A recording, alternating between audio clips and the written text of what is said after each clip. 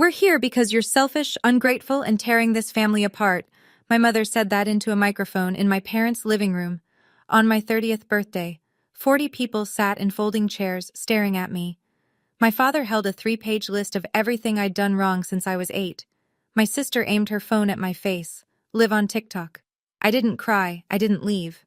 I sat there, waited for them to finish, and then I said 6 words that changed everything. Funny, I've been recording too. What happened in the next 11 minutes ended 6 relationships in that room, and my sister deleted her entire TikTok before she made it to the car.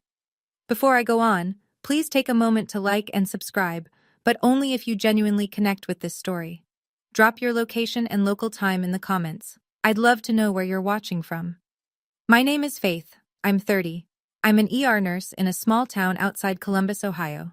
And this is the story of how my family threw me a surprise intervention for my birthday, and how it became the worst night in Mercer family history. Now let me take you back 3 months before that night, to the phone call I was never supposed to hear. Let me set the scene so you understand what my life looked like before everything fell apart. It's a Friday night. I've just finished a 14-hour shift in the ER, 2 car accidents, a cardiac arrest, and a kid who swallowed a quarter. My scrubs smell like iodine and coffee. I'm sitting in my car in the hospital parking lot, engine off, eyes closed, just breathing. Then I check my phone. 3 messages. Mom. Faith, the insurance bill came. Can you handle it this month? Dad's hours got cut again. Kristen, my older sister. Hey, can I borrow $400? There's an online course I need for my brand. Dad. A photo of a roofing invoice. No words, just the photo. I pull up my banking app and do the math I do every month. Mortgage payment for my parents' house, $1,100. Mom's health insurance supplement, $340. Kristen's car payment, $280. Groceries I drop off on Sundays, around $150. That's roughly $2,100 a month, nearly half my take-home pay. My apartment has 1 bedroom, furniture from IKEA, and a refrigerator with 2 meal prep containers and a half-empty bottle of hot sauce. I drive a 2014 Civic with 130,000 miles. I haven't taken a vacation since I graduated nursing school. 8 years. Not one. And here's the thing. I never complained. Not once. I'd grown up watching my grandmother Ruth stretch every dollar. And she taught me that family takes care of family. So I took care of them. I just didn't realize the difference between taking care of someone and being taken from. But I was about to find out. Because the money I'd been sending? Not all of it was going where I thought. Sunday dinner at my parents' house. Every week, same routine. I show up at 4, help Mom prep, set the table, wash whatever's in the sink from the night before. By the time everyone sits down, I've already been working for an hour. This particular Sunday, Mom is glowing. She's telling Dad about Kristen's TikTok account. She's building a personal brand, Gary, life coaching. She already has almost 2,000 followers. Dad nods like Kristen just got into Harvard. I wait for a pause. I got promoted last week, I say. Charge nurse, it's a leadership position. Mom reaches for the bread basket. That's nice, honey. Can you grab the salad from the fridge? Kristen arrives 45 minutes late. She's carrying a bottle of wine. Not expensive, but the gesture earns her a hug from Mom at the door. I've been here since 4. Nobody hugged me. She sits down across from me, tossing her hair back, and I notice her earrings. Small pearls, vintage setting. I've seen that setting before. Those are pretty, I say. They look like Grandma Ruth's. Kristen shrugs. Aunt Jeanette gave them to me, said Grandma didn't want them anymore. I glance at Mom. She's suddenly very interested in her mashed potatoes. Grandma Ruth wears her pearls every time I visit. Every single time. She didn't give those away. But nobody at the table wants to talk about it, so I let it go. That's what I did. I let things go. I let the comments go, the favoritism go, the silence where gratitude should have been. I was good at letting things go. Until the night I couldn't. 3 months before my birthday. A Tuesday evening. I stop by my parents' house to pick up a jacket I'd left the Sunday before. The back door is unlocked. It always is. I step inside. The kitchen light is on. I hear voices. Mom and Kristen, around the corner. I almost call out. Almost. Then I hear my name. We do it on her birthday, Mom says. Everyone's already coming. We sit her down and we tell her the truth. She's selfish, she controls us with money, and we're done walking on eggshells around her. My hand freezes on the doorframe. Kristen laughs. I'll film the whole thing. This is exactly the kind of content my page needs. Raw, real family stuff. Kristen hesitates. What if she stops paying? Mom laughs. Short, confident, the way you laugh at a child who threatens to run away from home. She won't. She's been paying for 8 years. She didn't stop when I forgot her college graduation. She didn't stop when your father called her career just bedpans and paperwork. She's not going to stop because of one evening. But what if she does? Then 40 people just watched us beg her for help. She walks away after that. She proves everything we said. She's trapped either way. Good, Kristen says. And if she makes a scene, even better. Shows everyone she can't handle the truth. I stand there for maybe 10 seconds. It feels like 10 minutes. My pulse is in my ears. My legs feel hollow. I back out through the door without making a sound. Get in my car, sit in the driveway with my hands on the steering wheel, staring at the garage door. I stay there for 20 minutes. Then I call Naomi. She's been my best friend since college. She's also a civil rights attorney. I tell her everything, word for word. She listens, doesn't interrupt. When I'm done, she asks one question. Do you still have that voice recorder app from the malpractice scare last year? I do. I'd installed it when a patient's family threatened to sue the hospital. Naomi had recommended it. Keep it, she says, and start using it. I didn't plan revenge that night. I planned survival. I just didn't know yet how much I'd need it. Over the next few days, I do what I do best. I make a list, not of emotions, of consequences. If the intervention happens, and I just sit there and take it, 40 people walk out of that room believing I'm the selfish daughter who tears her family apart. 40 people in a town where everyone knows everyone. 3 of those people work at my hospital. Mom invited them. I find that out through Naomi, who screenshots a Facebook message from a mutual friend. Mom wrote to Marcus, my direct supervisor, Carla from the ER, and Dr. Pham. She told them it was a surprise birthday gathering and that she'd love for Faith's work friends to show support. Show support. That's what she called it. If Marcus watches my mother publicly dissect my character, every interaction I have with him after that is filtered through, her own family thinks she's a problem. In a small hospital, reputation is currency, and my mother is about to bankrupt mine. If I fight back at the intervention, if I argue, if I raise my voice, I become the proof. See, this is exactly what we're talking about. If I don't show up at all, Mom tells everyone, she didn't even come. That's how selfish she is. 3 doors, all of them traps. I explain this to Naomi over coffee, my hands wrapped around a mug I'm not drinking. She stirs her latte and says, they set the stage. You didn't choose the audience, but you can choose what gets performed. What does that mean? It means you need a 4th door. I stare at her. She stares back. And that's when the plan stopped being about survival and started being about truth. Here's something most people don't know about Ohio. It's a one-party consent state. That means if I'm part of a conversation, or even just present in the room, I can legally record it. Naomi confirmed it twice, so I start recording.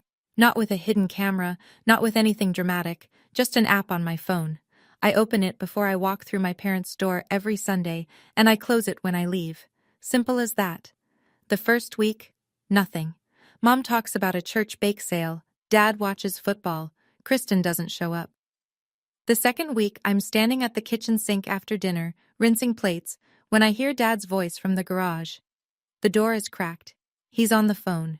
His voice is different, softer, lighter, like a teenager talking to his first girlfriend. Yeah, Linda. Tuesday works. Diane's got Bible study. I'll tell her I'm picking up parts at the store.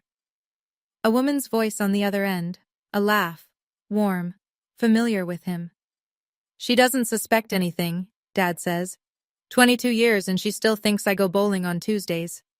I grip the edge of the sink so hard my knuckles go white. A plate slips, Clinks against the basin. I catch it. Dad doesn't hear.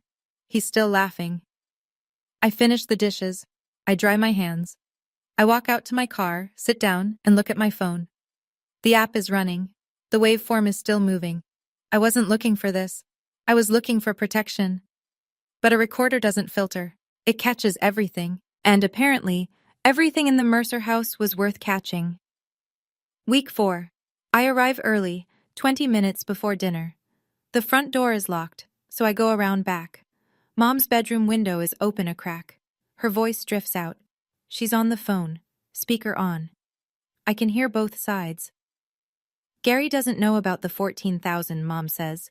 I moved it to my personal account right after Mom's estate sale. He thinks the furniture sold for less than it did. And then Aunt Jeanette's voice, tinny through the speaker. Smart. And the pearls. I already sold the bracelet. Got $800 for it. If Ruth asks, we just say it's at the jeweler being cleaned. Fine, Mom says. Just don't let Faith find out. She's the only one who still visits Ruth every week. If Ruth mentions the bracelet, Faith will start asking questions. Faith won't find out. She's too busy paying your mortgage. They both laugh. I stand in the backyard, next to the recycling bin, listening to my mother and my aunt laugh about stealing from my 82-year-old grandmother. My phone is in my jacket pocket. The red bar on the screen pulses quietly. $14,000. That's 7 months of the mortgage I'd been paying. The mortgage I thought was keeping a roof over my parents' heads while they struggled. They weren't struggling. Mom had $14,000 tucked away in an account Dad didn't know about, funded by my grandmother's estate, while I ate meal prep out of plastic containers and drove a car with a cracked windshield. I had 2 secrets in my phone now. And there were still 6 weeks until my birthday. 6 weeks of Sunday dinners, 6 weeks of smiling through the door. I could do that. I'd been doing it for years. The next Sunday, Derek doesn't come to dinner. He's picking up an extra shift, electrical work at a new development on the edge of town. He works hard, always has. Kristen used to brag about that when they first got married. Tonight she's not bragging. 2 glasses of wine in, Kristen leans toward Mom across the table. I'm at the other end, cutting my chicken, invisible. Derek is useless, Kristen says. She keeps her voice low, but the dining room is small. Can't fix the sink, can't get a promotion. I married a man who peaks at 35. Mom doesn't flinch. You could have done better. I wish I never said yes at that altar. Kristen drains her glass. I keep thinking, if I hadn't gotten pregnant that first year, I would have walked. Mom pats her hand. You still have time. Dad's in the living room. Doesn't hear. Doesn't care. I say nothing. I eat my chicken. My phone sits in my lap, recording every word. 40 minutes later, we're clearing plates. Kristen steps into the hallway, phone to her ear. I hear her voice shift, honey sweet, warm. Miss you, babe. Save me some leftovers, okay? You're the best thing in my life. She hangs up, walks back to the kitchen, pours a third glass. I look at this woman, my sister, who just called her husband useless, who wished she'd never married him, who 10 minutes later told him he was the best thing in her life. And I think about Derek, at a job site right now, running wire through drywall because he wants to provide for the woman who despises him behind his back. Every person in this family wears a mask.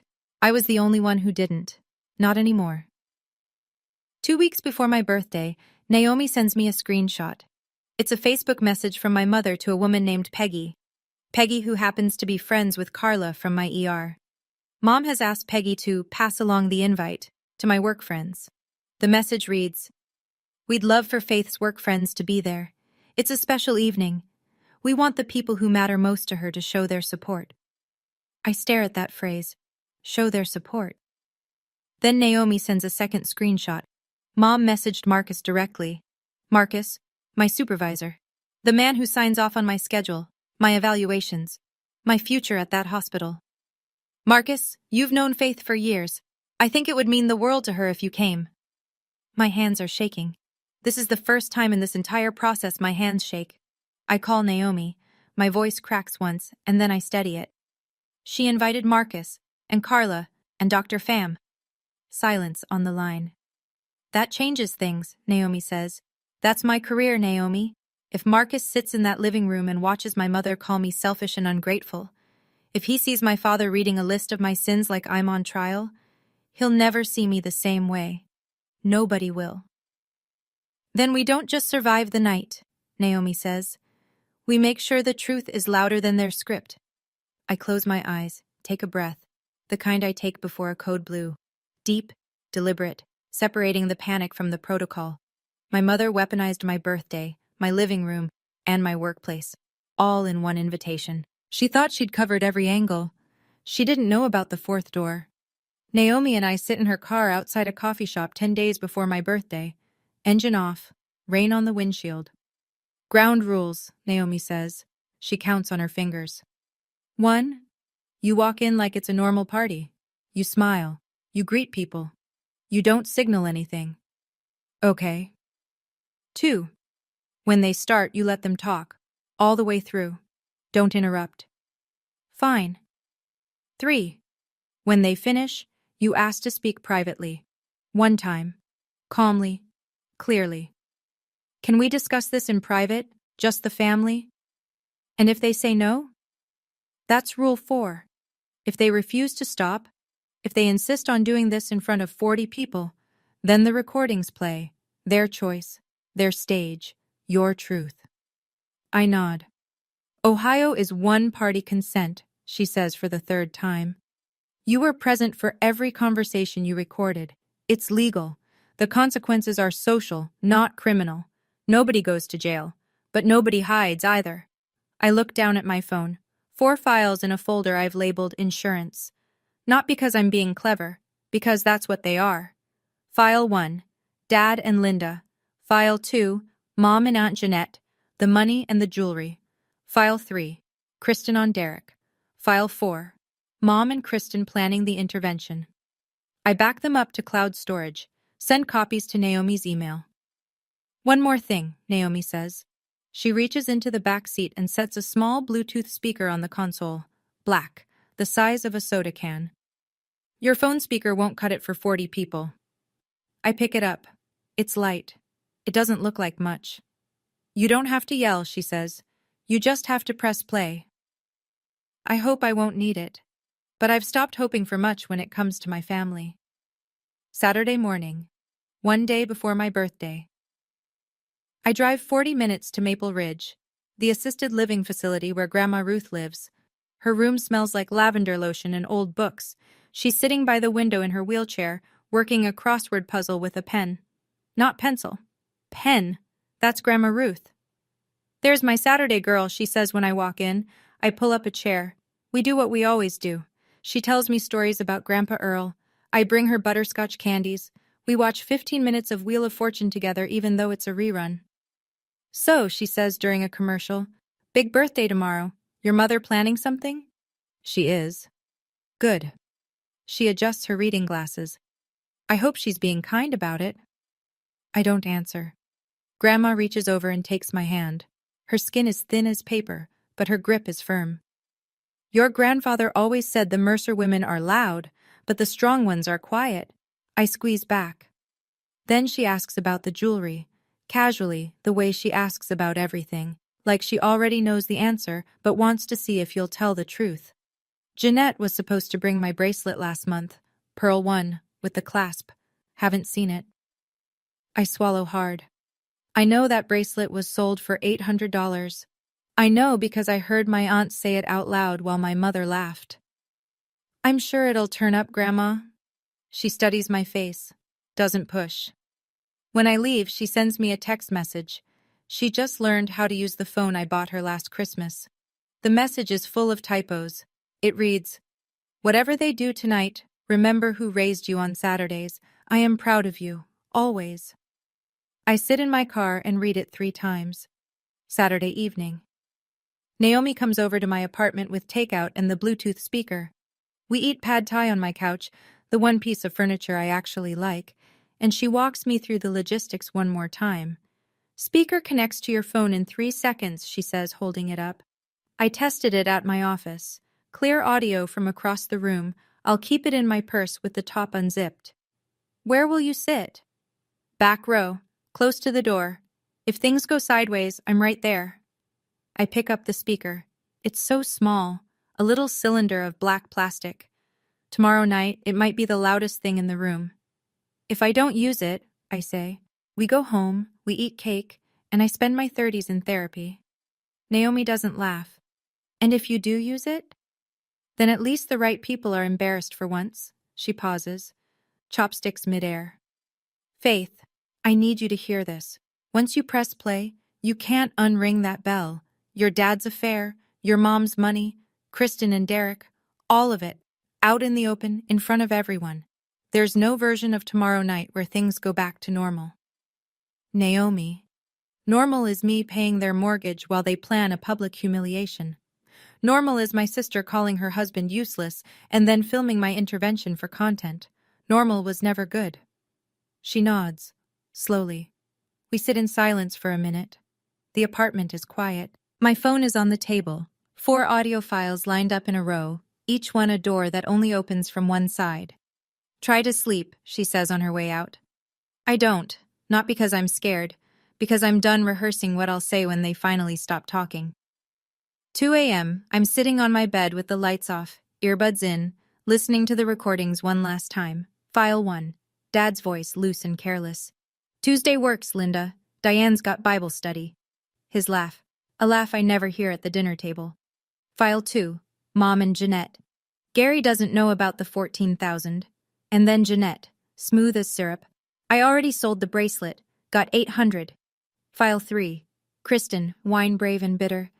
Derek's useless. I wish I never said yes at that altar. Then 40 minutes later, sweet as Sunday morning. You're the best thing in my life, babe.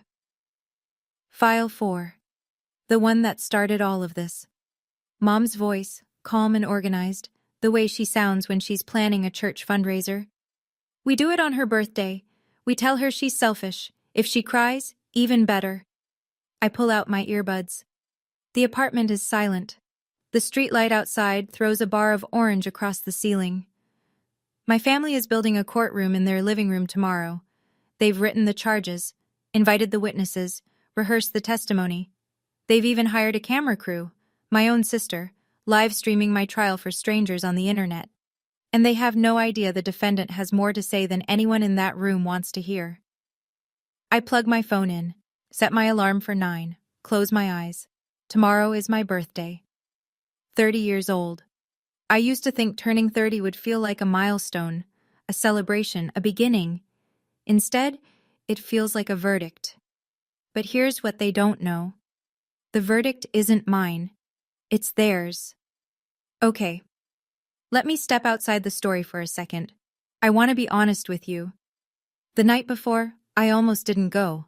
I almost packed a bag and drove to Naomi's apartment and spent my birthday eating ice cream and pretending none of it was happening. But here's what stopped me. If I don't show up, they tell the story without me. 40 people hear their version, and I become the villain who couldn't even face her own family. So let me ask you, what would you have done? Would you have walked into that room? Or would you have stayed home? Tell me in the comments. All right, let me take you to the night itself. I pull into my parents' driveway at 6:15. Cars are lining the street in both directions. I count 11, 12, more than a birthday dinner, more than a surprise party. My phone is charged. The app is open. The speaker is already paired. I smooth my blouse. Check my reflection. Take one breath. Walk in through the front door. The living room has been rearranged. The couch is shoved against the wall. The coffee table is gone. In its place, 4 rows of folding chairs, maybe 10 across, facing a single point at the front of the room where a microphone stands on a chrome tripod stand. Behind it, taped to the wood paneling, a banner, white butcher paper, blue marker, block letters. We love you enough to tell the truth. No cake, no streamers, no presents. I scan the room, 40 faces, some smiling nervously, some avoiding my eyes. I spot them one by one. Marcus, my supervisor, in the second row, arms crossed. Carla beside him, clutching her purse. Dr. Pham near the back, looking confused. Neighbors I've known since childhood. 2 of Mom's Bible study friends in matching cardigans. Cousins I see once a year at Thanksgiving. Kristen's college roommate. And there, in the far corner, Kristen, Standing behind a tripod, phone mounted, red dot blinking, she's live. Naomi is in the last row near the door, her purse on her lap. The zipper open 2 inches. She gives me the smallest nod. I look at the microphone, at the banner, at 40 people who came to watch my family put me on trial. Then I look at the one empty chair in the front row, center, facing the crowd, my seat. I sit down. Mom steps up to the microphone. She's wearing her good blouse, the cream one she saves for church. Her hands are steady. She smiles at the room the way she smiles at potluck dinners, warm and practiced. "Thank you all for coming," she says. "I know this isn't what Faith expected tonight, but as a family, we decided it was time to be honest." She pulls a folded sheet of paper from her pocket, opens it slowly. "Faith, honey, we love you, but we can't keep pretending everything is fine." She reads. She tells the room I'm selfish, that I hold money over their heads like a weapon, that I decide when and how much I give like we're a charity case. She tells them I'm cold, that I never call my father on Father's Day. She doesn't mention that Dad hasn't answered his phone on Father's Day in 3 years because he's always out picking up parts. She tells them I'm tearing the family apart, that Sunday dinners have become tense because of my attitude. She pauses, looks at me with practiced tenderness. "We're not doing this to hurt you, Faith. We're doing this because nobody else had the courage."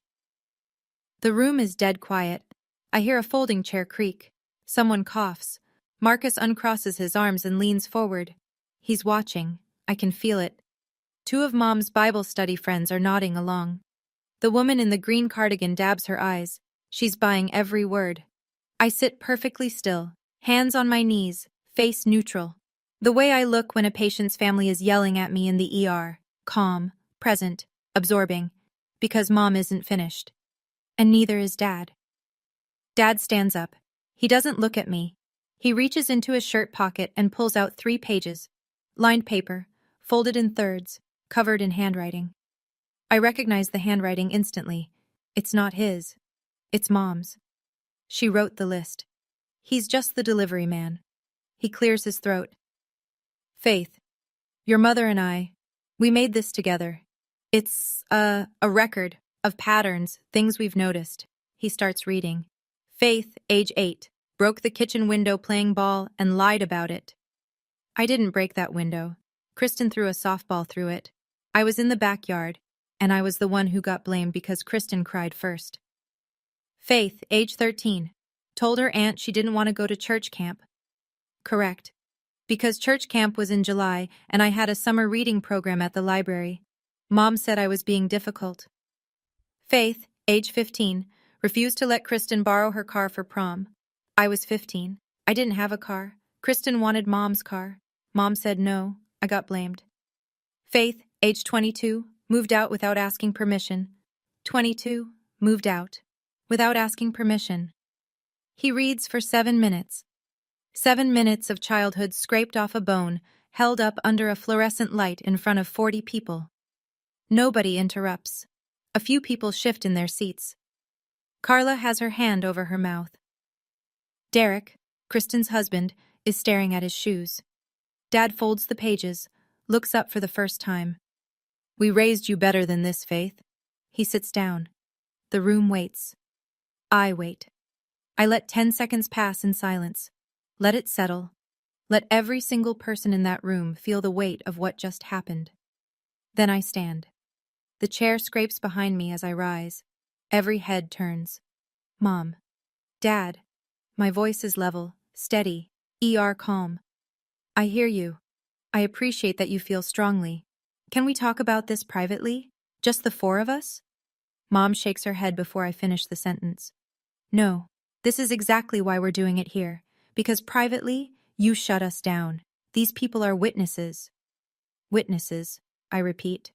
"Sit down, Faith," Dad says. From the corner, Kristen's voice. "Just let them finish. This is good for you." She adjusts her phone on the tripod. The red dot blinks steadily. Still live. I look around the room one more time, slowly. Marcus is typing something on his phone. I wonder if it's a note.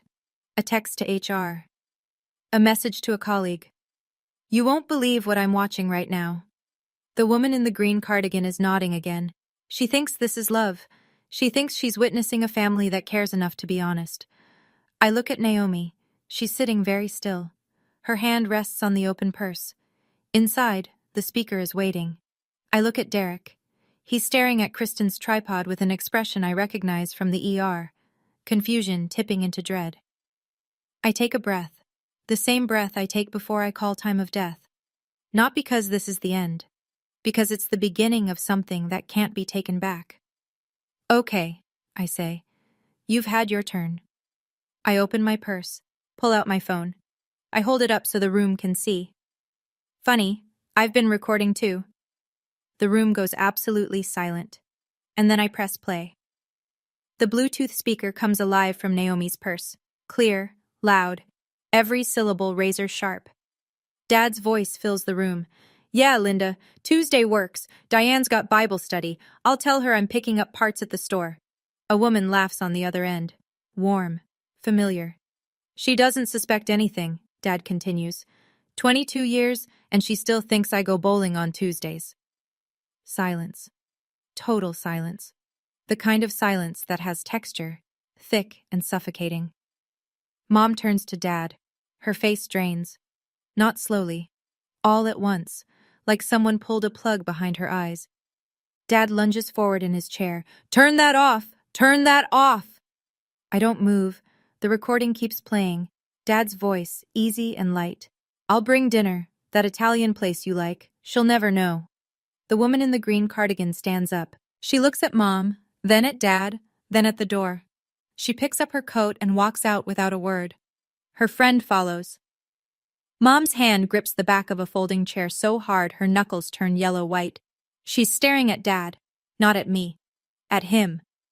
Gary, she whispers. Diane, it's not. You have to understand. 22 years? Her voice cracks. Bowling? The room is vibrating.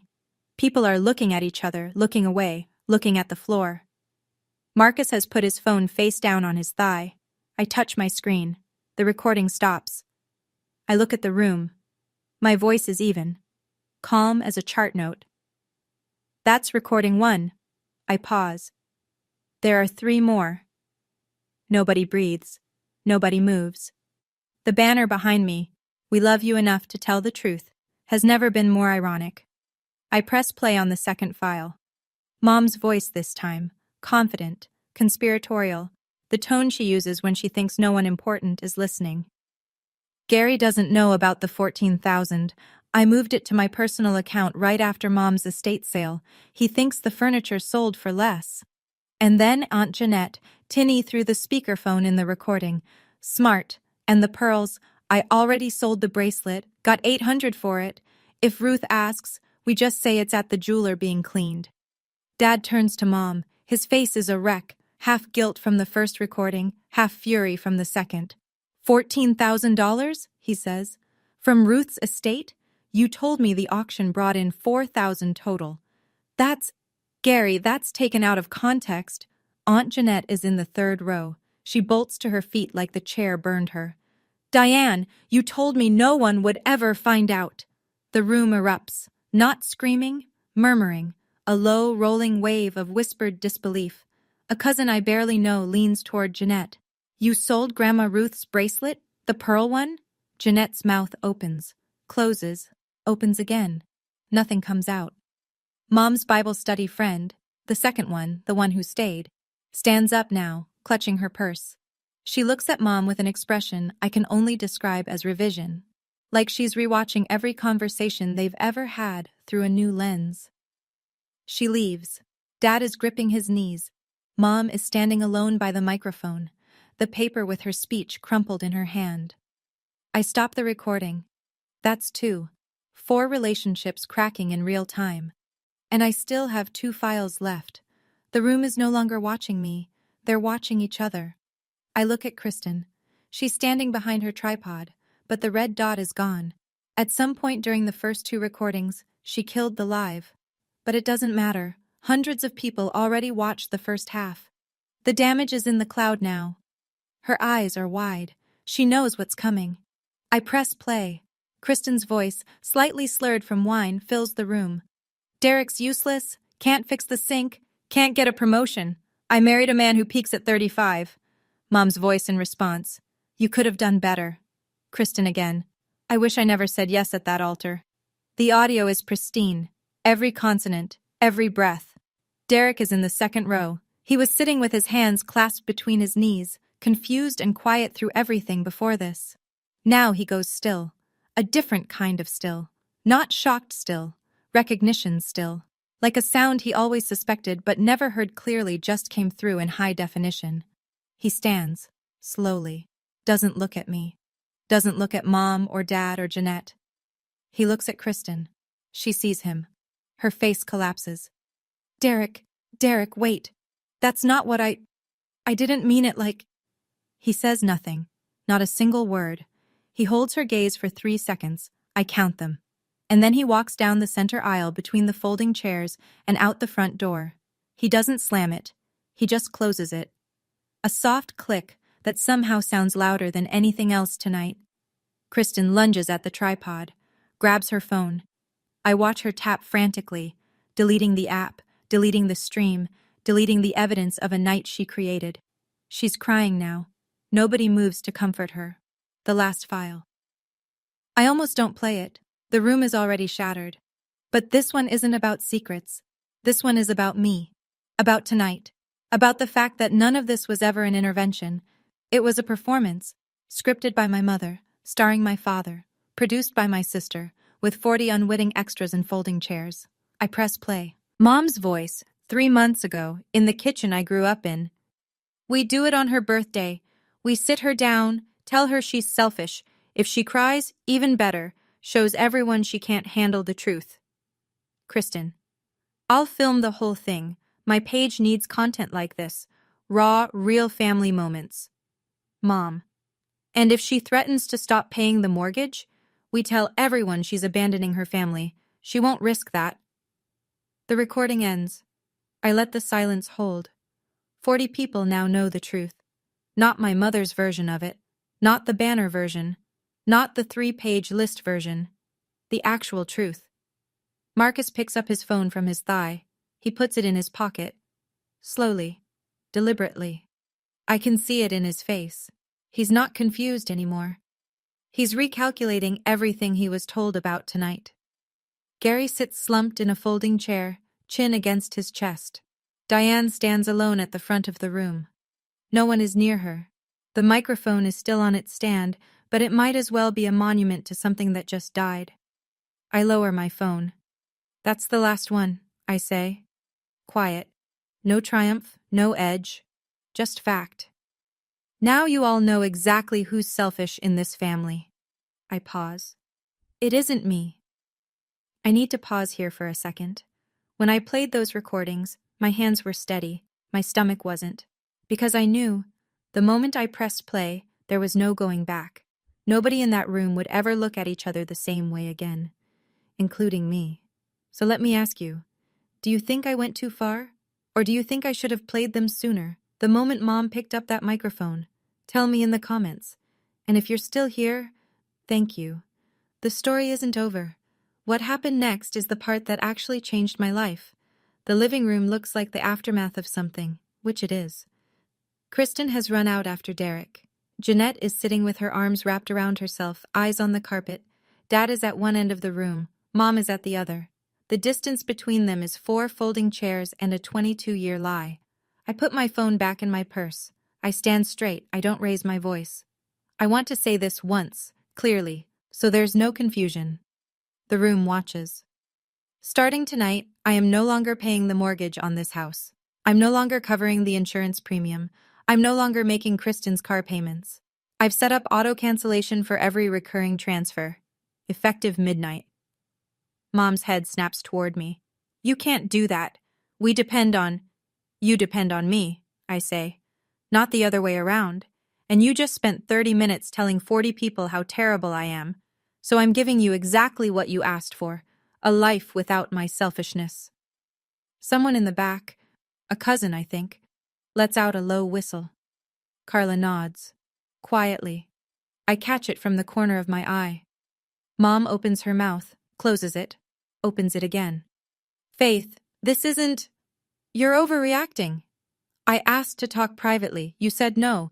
I asked you to stop. You said no. I'm not overreacting. I'm responding. I look at Naomi. Ready? She stands, loops her purse over her shoulder, and walks toward me. I turn to the room one last time. Thank you for coming. I'm sorry it wasn't the party you expected. Then I walk toward the door. My mother's intervention is over, but mine just began. I'm 3 steps from the door when Marcus stands. In 6 years of working under him, I've seen Marcus stand up for a lot of things. Patient rights, staffing ratios, union votes. He's not a dramatic man. He speaks like someone who knows that authority doesn't require volume. Faith. I stop. He buttons his jacket, takes 1 step into the aisle. I've worked with you for 6 years. I've seen you hold a dying man's hand at 3 a.m. and chart his vitals at 3:15 without missing a beat. I know exactly who you are. He pauses. This doesn't change anything at my hospital, except maybe my respect for you just went up. He says it at normal volume. But in this room, at this moment, it lands like a verdict. Carla stands next. She grabs her coat. I'm driving you home. You shouldn't be alone tonight. I feel something shift inside my chest. Not relief exactly, but the closest thing to it. Like setting down a bag I didn't realize I'd been carrying. I pass Mom on the way out. She grabs my sleeve. Her fingers are trembling. Faith, please. I stop. Look at her hand on my arm, then at her face. Mom, you had a microphone. I had a phone. I gently pull my sleeve free. The difference is, mine told the truth. I walk out the front door. I don't slam it. I close it the same way Derek did, gently, with a click. On the porch I check my phone. A text from Grandma Ruth sent 2 hours ago. She goes to bed early. Happy birthday, my girl. You are the best of us. I press the phone against my chest and stand there in the cool Ohio air until Carla pulls the car around. Carla drives. Naomi sits in the back. Nobody talks for the first 2 minutes. The only sound is the tires on wet asphalt and the low hum of the heater. Then Naomi says, "You okay?" I think about it, not the polite version, the real one. "I don't know yet," I say. She nods. That's enough. We're on Route 33, halfway to my apartment, when I open my phone and read Grandma Ruth's text out loud. The whole thing, typos and all. Whatever they do tonight, remember who raised you on Saturdays. I am proud of you. Always. Carla's hands tighten on the wheel. Naomi makes a sound from the back seat, not crying, but close. Your grandma, Carla says, sounds like the kind of woman I'd want at my intervention. I laugh. It's the first time I've laughed all night, and it comes out cracked and wet. Naomi leans forward between the seats. She raised you right, Faith. The rest of them are just noise. We pull into my apartment complex. Same parking lot, same cracked asphalt, but something about it looks different tonight. Cleaner, maybe. Or just mine. I unlock my door, step inside, drop my purse on the counter. 36 unread messages on my phone. I don't open them. Not tonight. I open my banking app instead. 3 recurring transfers. Mortgage, $1,100. Insurance, $340. Car payment, $280. I cancel all 3, one by one. Confirm, confirm, confirm. Done. Then I sit on the edge of my bed in the dark and listen to nothing. No phone calls to return, no bills to pay for someone else, no Sunday dinner to prep for. For the first time in 8 years, my paycheck is just mine. It's quiet, it's small, it's everything. Monday, the day after, Dad moves out. Not dramatically, no suitcases on the lawn. He just packs a duffel bag and drives to his friend Bill's house. Doesn't tell Mom. She comes home from the grocery store and finds his side of the closet half empty. She calls me 14 times that day. I don't pick up, not because I'm punishing her, because I have nothing left to say. Day 3. Kristen calls. She's sobbing so hard I can barely understand her. Derek filed for separation. He won't talk to me. He changed the locks. I'm sorry to hear that, Kristen. You ruined my marriage. I close my eyes, hold the phone an inch from my ear. You ruined your marriage in that kitchen 6 weeks ago. I just pressed play. She hangs up. Day 5. I get a call from a cousin I haven't spoken to in years. He tells me he called Grandma Ruth to check on the bracelet. Ruth said, "My bracelet." She told me it was at the jeweler for cleaning. That was 4 months ago. He confronted Jeanette. She admitted she sold it. He told the rest of the family. Jeanette's phone has been silent ever since. Ruth asked me to stop by Saturday. "I want to hear this from you," she said. "Not them." Day 7. Mom posts a status on Facebook. Long, emotional. "Our family is going through a difficult season. We ask for your prayers and your grace." Nobody likes it. Nobody comments. The 2 Bible study friends have unfriended her. 1 week. That's all it took. Not for things to fall apart. They'd been falling apart for years. 1 week for the glue to dissolve. And the glue was me. It was always me.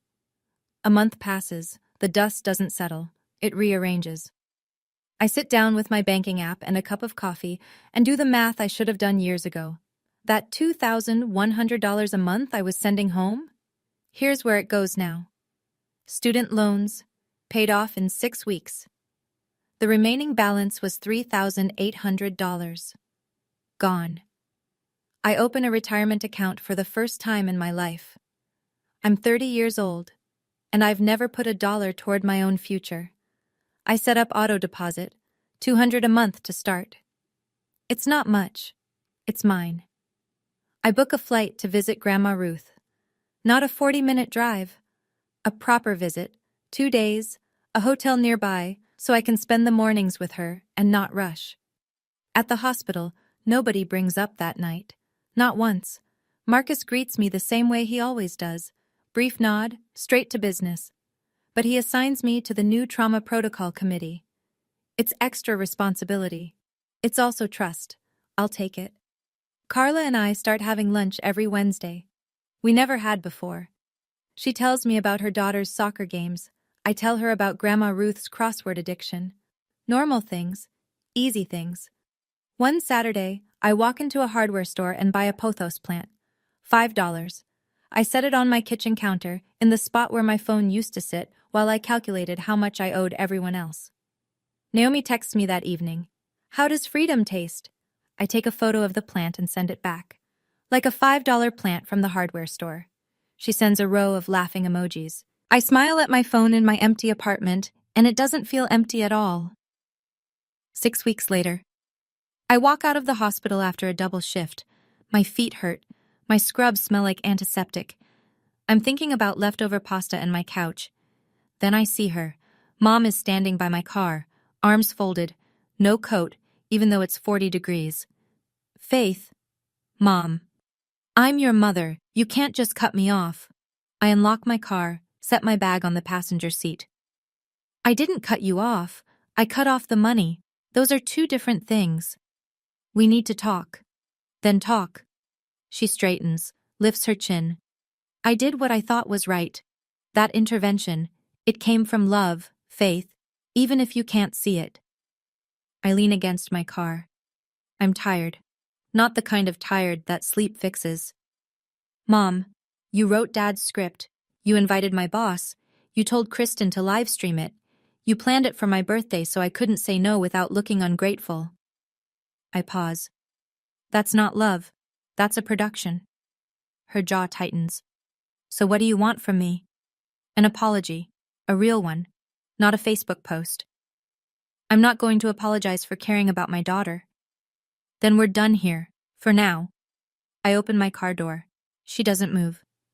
"Mom, I love you, but I won't let you treat me like an ATM and then call me selfish for having a limit. When you're ready to talk, really talk, you have my number." I get in, start the engine, pull out of the lot. In the rearview mirror, she's standing where I left her, getting smaller. I cry on the drive home, first time since that night, not from regret, from loss. Loving someone and accepting their abuse are 2 different things. I chose love. I just stopped accepting the rest. So let me tell you where everyone ended up. Dad and Mom separated officially. Dad's living in a 1-bedroom apartment near the hardware store on 5th. He called Linda after the party, the woman from the recordings. She didn't pick up. Turns out Linda has a husband, 2 kids, and a mortgage of her own. Dad was her Tuesday distraction. Nothing more. He lost his wife and his fantasy in the same night. Kristen and Derek finalized the divorce 3 months later. Derek kept the house. His name was on the mortgage, his payments, his credit. Kristen moved back in with Mom. 2 women in a 3-bedroom house with nothing to say to each other. She deleted her TikTok permanently. All the raw, real family content, gone. Jeanette tried to avoid the bracelet situation. She couldn't. Grandma Ruth called her directly. I was there for that conversation, sitting in Ruth's room at Maple Ridge, and told her, I want the money or the bracelet, pick one. Jeanette doesn't have either. She spent the $800. The family barely speaks to her now. Mom still calls me. Not every day, not every week. Sometimes she texts, thinking of you. Sometimes I respond. Sometimes I don't. There's no schedule, no obligation, no autopay. And me? I'm 31 now. I still work at the hospital.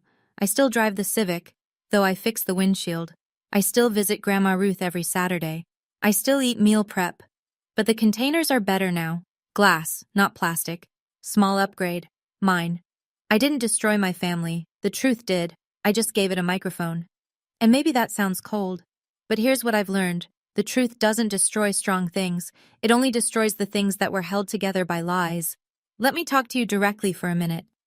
I'm not telling you to go record your family. I'm not saying you should cut people off or make a scene at your next holiday dinner. Every family is different. Every situation has its own weight. But if you're listening to this and something feels familiar, if you're the one paying bills for people who call you ungrateful or showing up early to set the table while someone else shows up late with a bottle of wine and gets the hug, I want you to hear this.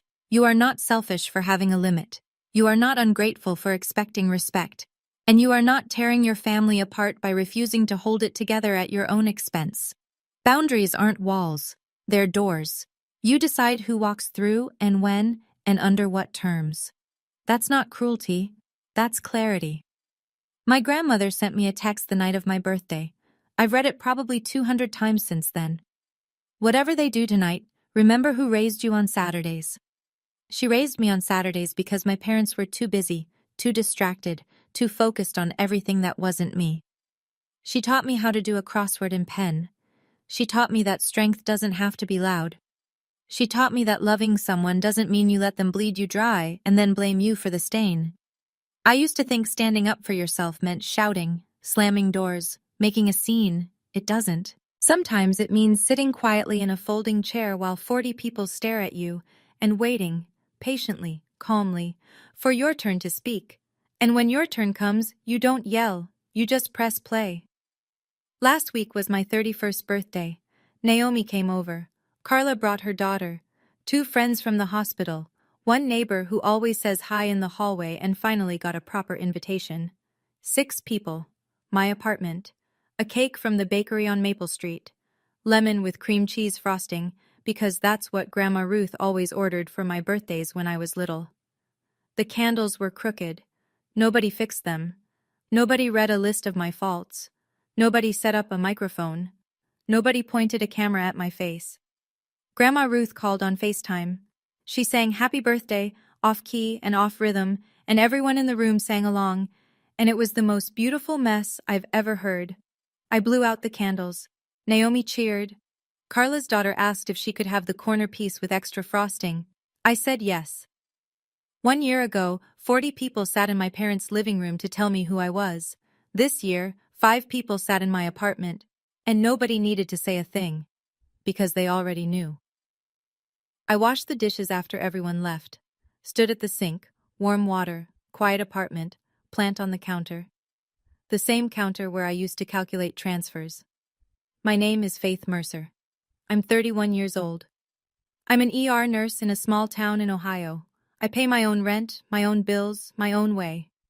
And for the first time in a very long time, I like the woman blowing out those candles. The best birthday gift I ever gave myself was the truth. The second best was silence. And the third, the one I'm still unwrapping, is the sound of my own life, finally, with nobody else's noise in it. If you made it all the way here, thank you, genuinely. This story wasn't easy to tell, and I know it wasn't easy to hear, But if you've ever had to set a boundary with someone you love, if you've ever had to choose between keeping the peace and keeping yourself, you're not alone. I'd love to hear from you. What's the hardest boundary you've ever had to set? Tell me in the comments. And if you want to hear another story that might hit even harder, there's one linked in the description. Click it, like, subscribe, and I'll see you in the next one.